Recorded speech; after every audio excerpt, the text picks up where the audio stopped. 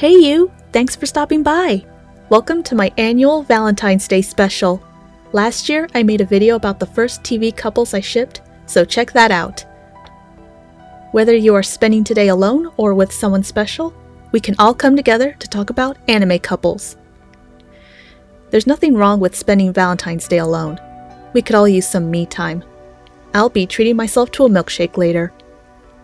Anime has produced many romantic, agonizing, and memorable moments that touched our hearts. Moments that made us root for two characters to end up together. What better way to spend the day than listening to me talk about fictional characters that are either in a relationship or I wish were in a relationship. This list might be controversial. Remember, these are just my opinions. This list could have been longer and there are more couples I ship, but then this video would be an hour long. And with that said, let's get to the first couple.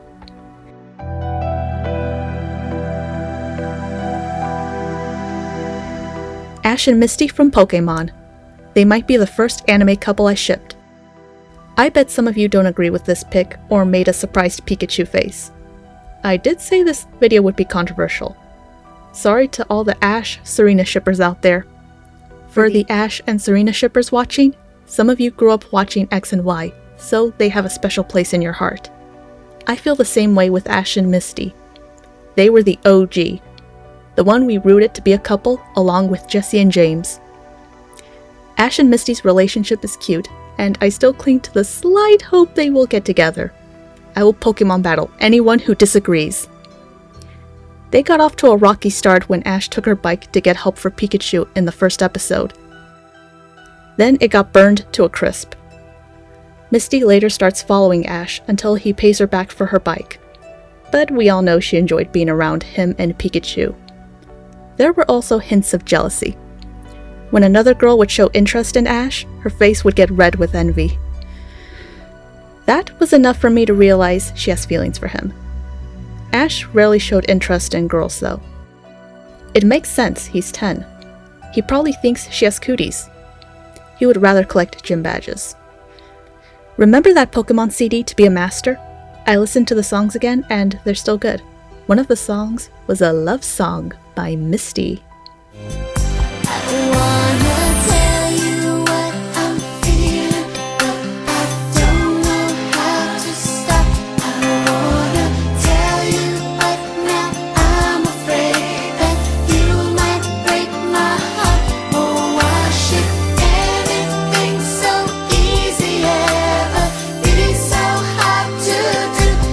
Did Serena get her own love song on a CD? I didn't think so. The English dub definitely pushed the idea of these two being together more than the sub. We followed Ash and Misty travel from Kanto to the Orange Islands to Johto. She was with him longer than his other female companions. After the Johto League ended, Misty's sisters tell her that they won a trip around the world and she will have to look after the Cerulean City gym.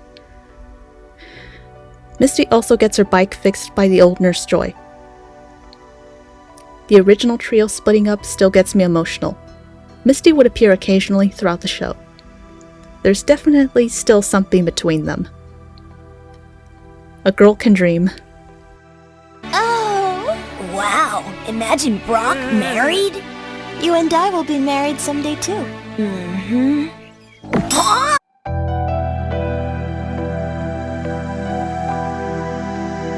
Yusei and Aki from Yu-Gi-Oh! 5Ds. The closest we ever had to an actual couple in the Yu-Gi-Oh! Universe up until that point. Then Zexal came along. The franchise has a history of hinting at a couple, but they never get together. A never-ending will they, won't they. Why does Yu-Gi-Oh! Hate love? Yusei and Aki, or Akiza in the English dub, start out as rivals. Aki is a psychic duelist who cannot control her powers, which has hurt people in the past. She is known as the Black Rose.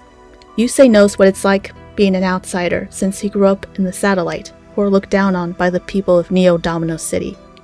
They're both signers bearing the mark of the Crimson Dragon, a classic story of two outcasts who find each other. Yusei tries to get them to work together during their first duel in the Fortune Cup. Yusei wanted to save her. He saw the beauty in her. Brace your dragon. It's beautiful. Just like you are under that mask. I'm not beautiful. It's understandable why they didn't get together during the course of the show. They were busy saving the world playing a card game. And once this is all over, maybe you'll take her on a date. Huh? I'm just saying, if you two had some sort of connection. I'm trying to save the world, not date. He's already got a girlfriend. His runner. They eventually team up to take down the Dark Signers. Yusei continues to help Aki, even teaching her how to ride a dual runner. Their outing at the skating rink was a date, let's be honest. I know people joke that 5Ds was the card games on motorcycle show, but I didn't mind it. I didn't find the idea too ridiculous. It's Yu-Gi-Oh!, so yeah, sometimes their ideas are just, I don't know, a little wild, but that's part of the charm. The dual runners looked cool, especially Yusei's.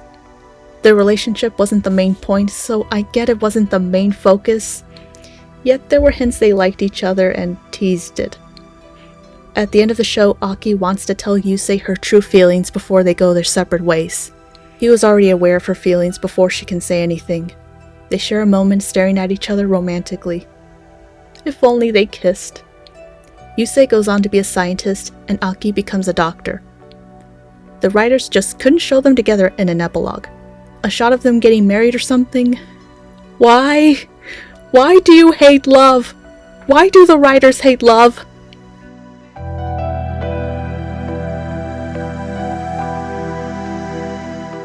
Rock and Revy from Black Lagoon.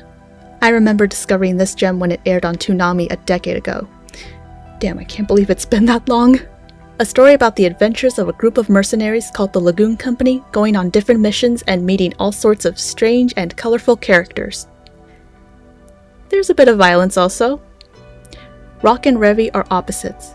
Rock is soft-spoken, Revy will shout at you. Rock avoids conflict, Revy will beat you up. Rock is friendly, Revy is intimidating. At first, Rock seems out of place with a team of mercenaries. He's your average Japanese salaryman who no longer wants to live that old life. He joins the Lagoon Company after they raided his company's boat. Revy hates working with him at first. She sees him as a wimp. That changes in episode 7. It starts with Rock and Revy running errands together. She is not happy at first. Rock shows her he's not the pushover she thinks he is. He confronts her saying he doesn't want to kiss ass like he did at his old job. Revy points her gun at him, and it's not the first time, mind you. He blocks it with the bullet grazing the side of his head. That was badass. The one person who shook me awake, the one who invited me in, it was you, Revy. What concerns me now is that the one woman who showed me all of this is acting just like the people who betrayed me. I'm not gonna stand by and let that happen. Revy is left speechless after being called out. When they get arrested later for causing a disturbance, they share a sweet moment in the back of a police car where he lights her cigarette with his, looking like they shared a kiss. From that moment on, they cared about each other in their own way. Revy would also get angry when another woman named Etta would hit on him. They're more alike than they think.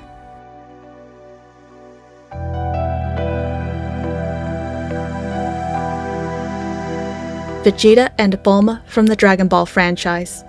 Another couple that started out as enemies turned lovers. Vegeta is the Prince of Saiyans whose planet was destroyed by Frieza. He goes from planet to planet, destroying and conquering. He is first introduced with fellow Saiyan Nappa as a cold and malicious warrior seeking world domination. After the Frieza saga, Vegeta stays on Earth where he develops a relationship with Bulma. She's not afraid to say what's on her mind and put him in his place. They have a family together, and Vegeta shows his human side. Despite being uptight, he has a soft spot for his family. He will go berserk against anyone who lays a finger on his Bulma, as seen in the movie Battle of the Gods, where Beerus strikes his wife.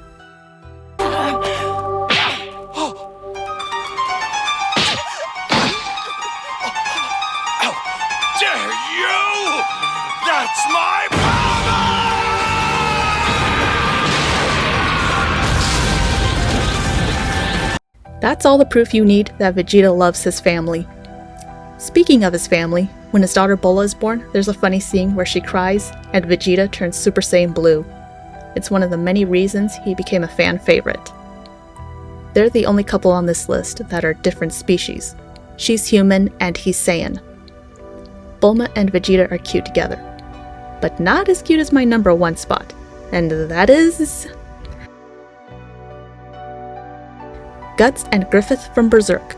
Griffith! They had one of the most memorable relationships in all of manga. Their water fight in that one episode confirmed for a lot of people, including myself, that they loved each other. And their love would only grow from there into something beautiful.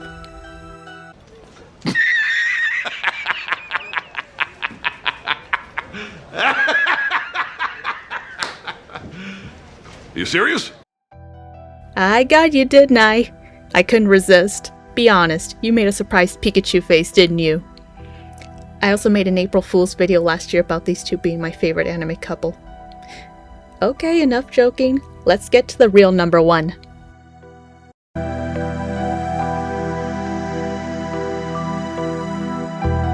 Guts and Casca from Berserk. Another enemies to lovers story. Come to think of it, every couple on this list disliked each other at first. I guess Japan loves the enemies to lovers trope. Guts and Casca are a group of mercenaries under the leadership of the angelic-looking Griffith.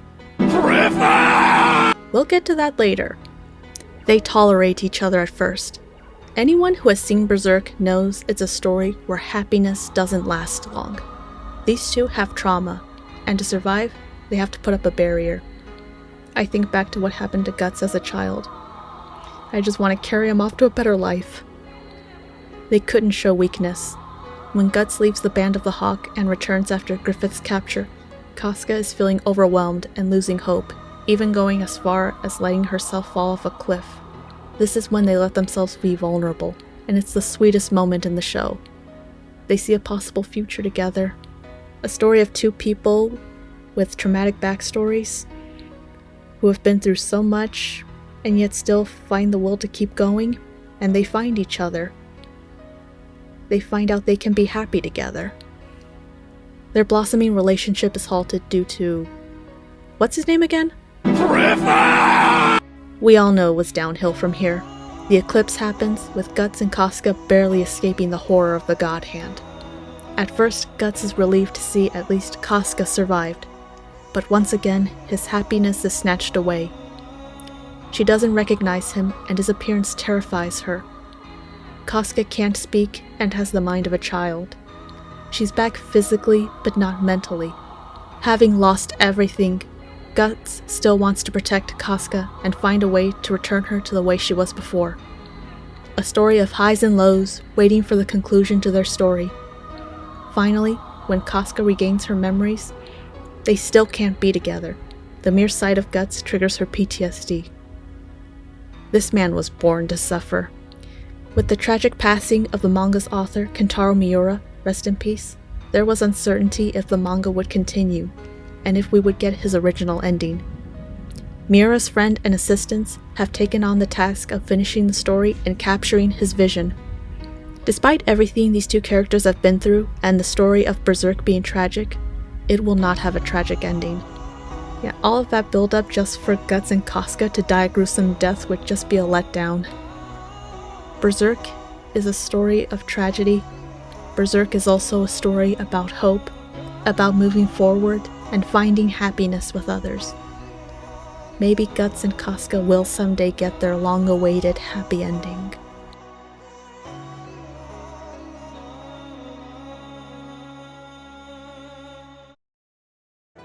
That's my top 5 anime couples.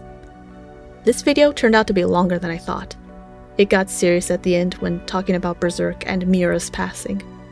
I thought about making it a top 10, but wanted to keep it short. There were many couples to choose from. Maybe next year I'll make a longer list. It's okay to disagree with my list, just be respectful. If you like this video, then consider subscribing, liking, and sharing. Let me know in the comments who your favorite anime couples are. Thanks for stopping by.